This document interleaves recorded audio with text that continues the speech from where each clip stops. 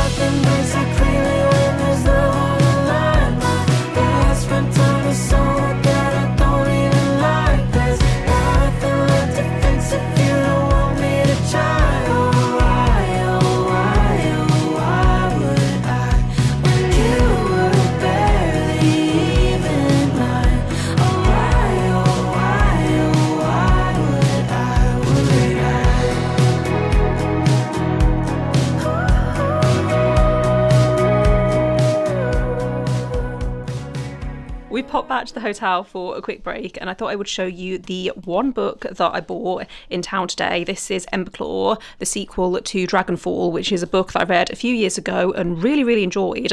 I think this is only a duology, so if I read this then I finished out that series.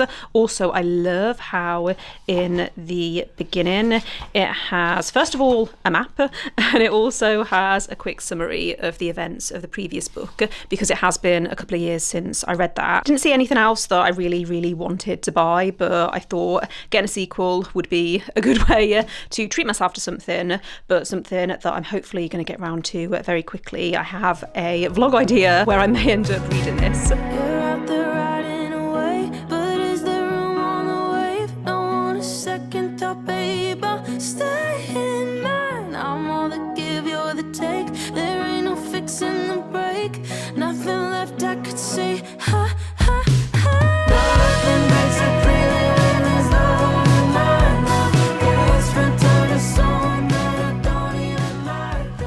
Good morning. We are about to check out of our hotel room in York. We're going to get some breakfast on the way to the train station. I don't think our train is until like 1 o'clock in the afternoon, so we have some time. If you're looking for a recommendation on where to stay in York, this was my first time staying at Roxy Hotel and it's been fantastic. Really nice room, really decent size, comfortable. There's a bar downstairs. It's also in a really good location as well. We're about 10 minutes from the Shambles and Fossgate Street, which is where we went for breakfast yesterday. Oh my goodness, I am still dreaming about that tiramisu iced latte that I had. We're not going to go there again because we want to try somewhere different and we want somewhere that's a little bit closer to the train station, or at least on the way. I think the place we're going to try is called Drift Inn, and I was looking at the menu earlier. Looks like they mostly do sweet stuff like pancakes and French toast, so I don't know whether to go for something like that or get something savoury again. I am usually a savoury breakfast kind of person, but I might try something different. We'll see. Feeling a little bit tired today. We did walk quite a lot yesterday, or it seemed like quite a lot. I double checked my step counter and it turns out we only did about 10,000 steps. Felt like twice that amount. So I think we're going to take it easy today. I have got my partner a little present for his birthday. This trip is basically his present, but I kept seeing these mystery guide things on TikTok. I think they're basically outdoor escape rooms or treasure hunts. You have this little booklet and you follow the clues and eventually crack the code, and it's like that kind of thing. So we're going to do that at some point in Newcastle. I don't know whether we're going to do that today or tomorrow. I guess it depends on the weather because it's not super cold, but it's also not like beautiful sunshine or anything like that. So yeah, that is the plan. It would be nice to go book shopping in Newcastle. Again, we visited quite a few bookshops in York yesterday. There were a few that were closed because it was a Monday and I was a little bit worried about that, but yeah, we still visited 3 really nice bookshops. Waterstones, of course, but then also I think it was called Portal Magic Books. That's like an LGBT bookshop that mostly does fantasy from what I remember. And then Criminally, which is a crime thriller mystery bookshop. That was really cool. It was quite busy as well, busier than I was expecting for a Monday. I only bought the one book, which I've already shown you. Don't know whether I want to buy anything else in Newcastle. I'm trying this year not to add books to my TBR. If I'm buying a book physically, then I want it to be either a continuation in a series that I want to continue, or like a book that I've read on my Kindle or that I've listened to the audiobook that I want to own physically. So we will probably look around bookshops tomorrow, but I don't know if I'm going to buy anything.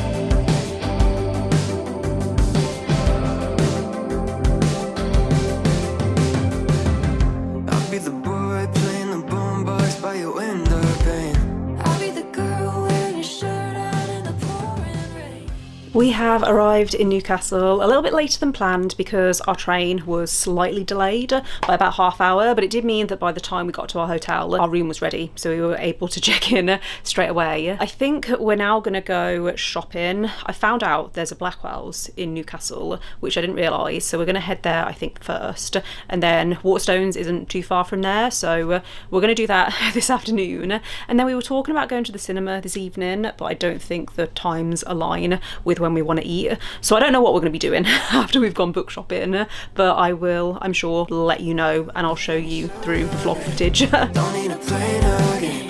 So why'd you say I quit being overthinking about everything? Give it up, tell you what I wanna say right now. 'Cause I could do the John Hughes kind of cliche, but either way, I need to say anything. Yeah, yeah, yeah. I need to say anything. When you call up, I get dolled up like I'm been away. I get nervous on the surface, ain't it James Dean type? We're just cooped up in a cruiser on a Friday night. We could let it ride.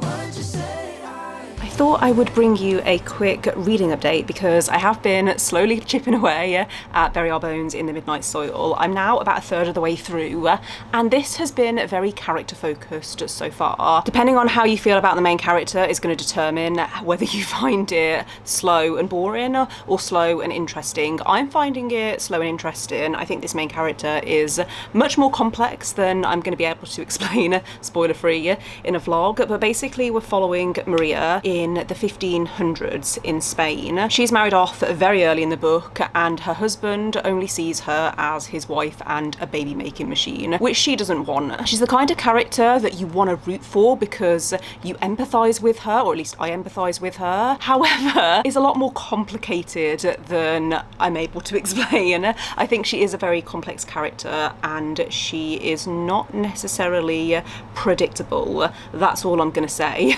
Maria is the main character who we've heard from the most, but we also have this other perspective every so often of Alice, who is Scottish but living in the US. She's at college in somewhere in the US. I want to say Boston. She's out at a party one evening when she meets a girl and invites her back to her room. She lives on campus. When she wakes up the next morning, this girl is gone and there's just a note saying, "From Lottie, goodbye." Something like that. I can't remember the exact wording, but this other girl is called Lottie. We very briefly got her perspective, but as of right now, we don't really know much about her. I have a theory on how I think the past timeline is going to catch up with the present, but I think I'm wrong because what I'm thinking doesn't make sense. So we'll be very interested to see how things develop. The plan for today is to explore Newcastle. We did pop out briefly yesterday afternoon after we arrived, and hopefully you will have seen we visited some bookshops. I did also buy a book, which I wasn't gonna do, but we were in Blackwell's, as you can see, and I spotted a special edition of a book that I've been really interested in. The book that I picked up was The Raven Scholar by Antonia Hodgson. I have heard amazing things about this, and the edition that I found has beautiful stenciled edges. It's also signed by the author as well. I haven't looked under the dust jacket. Is there anything on the hardback? It also has this design on the hardback. What I know about this is it's a fantasy, and I believe the main character is investigating a murder or a series of murders. Basically, the emperor is about to retire. His reign is coming to an end, and there's a competition where people are competing to replace him, but one of them dies and the main character has to investigate it. Love a murder mystery. I have heard great things about this and I'm very much excited to eventually pick this up. The reason I shouldn't have got this is because I know realistically I'm not going to get around to this anytime soon, but at least when I want to read it I have a beautiful stenciled edge edition. I think I can hear someone vacuuming outside the room, and also I don't know whether you can hear the noise from the window, so I'm gonna wrap things up here. We are gonna go and find somewhere for breakfast.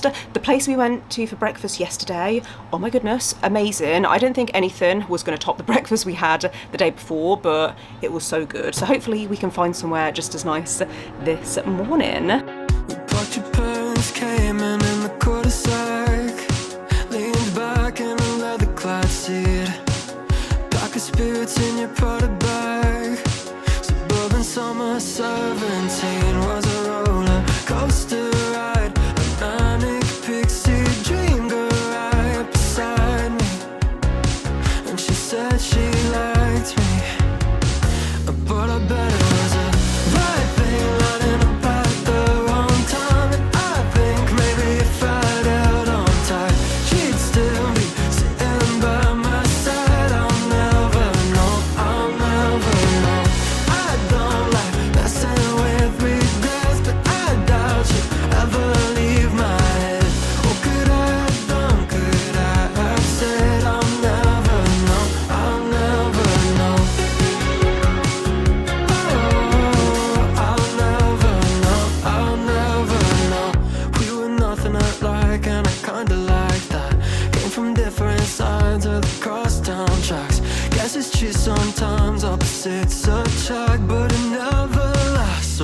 you were just the right thing, lining up at the wrong time. And I think maybe if I'd held on tight, she'd still be sitting by my side. I'll never know, I'll never know. Hi everyone, happy Friday. I am now back from Newcastle. As you can see, I got back yesterday afternoon. I have already started editing this vlog, but I'm not going to wrap things up until tomorrow when I've hopefully finished my book. I am going to bring you a reading update in a second, but first of all, I wanted to tell you about our last day in Newcastle. So something that I forgot to mention while we were away is our hotel room didn't have any aircon and it was quite humid this week. I don't know if you can even tell from the vlog footage because it was so grey and cloudy, but it was warm, and the only breeze that we had in that room was from the window, which we could only open part way. So I am exhausted right now. My brain feels like cotton wool. Our last day in Newcastle was still really fun. We did that mystery guide, which was great. I really want to do more because I know that they have these little guide things around the UK. I'll try and remember to leave the website linked in the description for anyone who's interested. This isn't in any way sponsored. I might have said I kept seeing their ads on TikTok and I was really curious. They don't have them in every city, but I know that they do one for Birmingham, which I'm really curious about, and also Stratford, which isn't too far from me. So we'll probably do another one at some point in the future. But basically they send you this booklet and you have to solve the clues as you go, and there's a map that takes you from one spot to the next. All of the clues are found in stuff within your environment, so you have to look at buildings and plaques and things like that. It was really, really cool. So yeah, that was the main thing that we did on our last day in Newcastle. We also went bowling. I am not good at bowling. There's a reason why there are no clips of me trying to bowl, because I barely managed to scrape 50 points on our second game. I did even worse on our first game. We did then go for a few drinks on Wednesday night before catching our train home on Thursday, where I managed to make some good progress with Bury Our Bones in the Midnight Soil. I've also been reading some of this today because I don't have the energy to do anything else. I've been listening along with the audiobook. However, I think I'm going to have to switch to just reading it physically because I don't have enough audiobook hours on BookBeat to finish this before I run out of hours, and my hours don't renew until I think it's the 1st or 2nd of the month, and it's currently the 27th or something like that. Really enjoying this. I think that things have definitely picked up a little more in terms of the plot in the second half, but this isn't really a plot-driven book. It's about the characters, and I think that the characters are very interesting. I have probably said that already. I also love the writing in this. I hope this comes across in the right way, but the writing in this feels deliberate. It feels like V. Schwab has taken a lot of time and care in crafting this story, and that's something that I've noticed recently, more in like the last few years.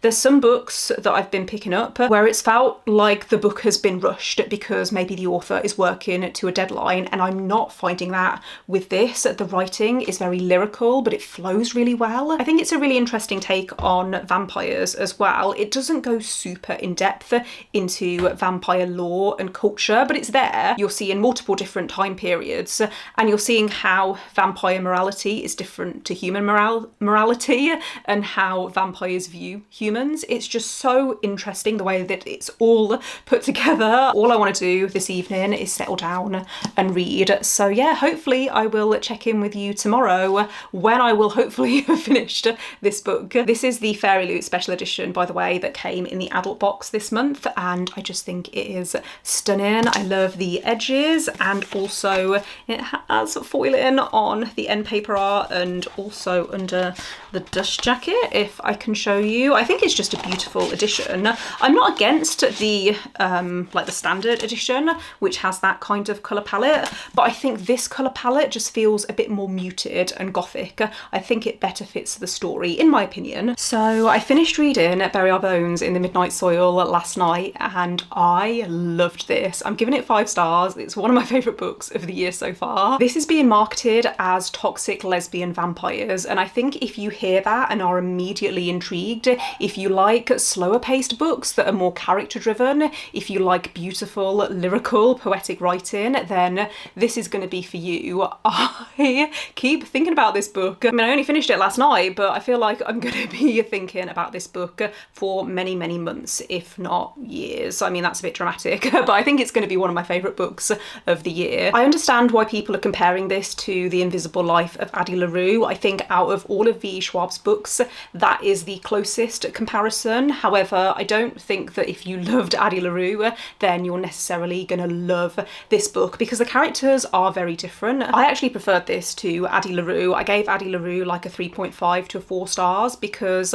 I struggled a little bit with Addie as a character. I found it quite repetitive. I think I just didn't like Addie as a character compared to these characters. And it's not even like I liked these characters, okay? Some of these characters are toxic, but I enjoyed reading about them. That final third that I read last night, I devoured in one sitting because I literally could not put this down. It felt so intense.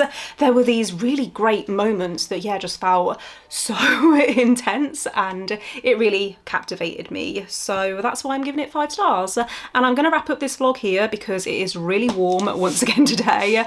I am melting. I feel like I'm already starting to sweat, and I've only been sat in this room for like 5 minutes. So far this year, I feel like I haven't exactly been struggling with reading. I've been reading a lot of good books, but a lot of the books that I've been reading have been like a 4 to a 4.5 stars, whereas this was a solid 5. So yeah, would strongly recommend this, even if fantasy isn't your usual genre. I feel like this is more historical, paranormal with speculative elements rather than pure fantasy. I said I was going to stop talking, and yet here I am, I'm still rambling on. So thank you for watching. If you made it this far, don't forget to give this video a thumbs up if you enjoyed it. Let me know in the comments if you've read this book yet and what you thought of it. Otherwise, I will see you next time. Bye.